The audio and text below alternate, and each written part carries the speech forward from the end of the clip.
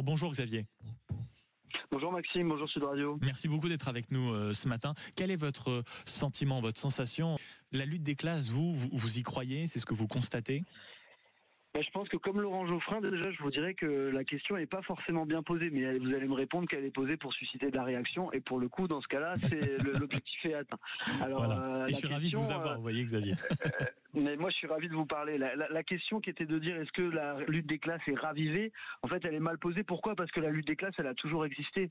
La lutte des classes, elle permet de comprendre la société. Elle a été élaborée au 19e siècle. C'est un concept sociologique. Et d'ailleurs, pour preuve, vous pouvez écouter Warren Buffett, un des plus grands milliardaires au monde, qui a dit en 2005, il existe une lutte des classes, mais c'est ma classe, la classe des riches, qui mène cette guerre. Et nous sommes en train de la gagner. Voilà ce qu'a déclaré un des plus grands milliardaires au monde en 2005. Aujourd'hui, effectivement, 20 ans plus tard, on peut constater que les milliardaires ont gagné cette lutte des classes. Par exemple, on constate qu'en dans le monde, il y a 30 milliardaires qui détiennent 50% de la richesse mondiale. En France, par exemple, entre 2017 et 2025, les 500 plus grandes fortunes, en 2017, elles possédaient 20% en richesse évaluée de la valeur du PIB. Aujourd'hui, elles en possèdent 42%. Donc on voit qu'il y a vraiment un mouvement général d'enrichissement sans fin et complètement délirant au profit d'une toute petite classe minoritaire.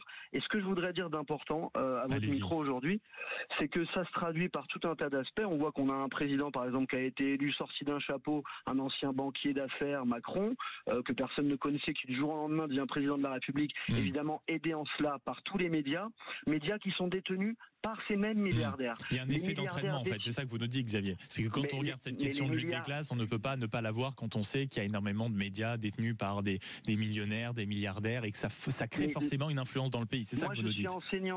Je suis enseignant en droit et en économie de l'audiovisuel et donc mon travail c'est d'enseigner aux élèves comment fonctionne l'environnement économique et juridique de l'audiovisuel. Et on constate que 90% des médias sont détenus par les milliardaires et qu'une grande partie de ces médias ne gagnent pas d'argent. Ces médias sont là pour influencer l'opinion publique et sont un outil de manipulation politique au service des milliardaires qui ont comme ça le moyen de faire en sorte que les gens adoptent les intérêts des milliardaires et adoptent les mêmes logiques de pensée et finissent par défendre sans s'en rendre compte les intérêts des milliardaires. Et après ils ont leurs marionnettes, les politiciens, l'argent est le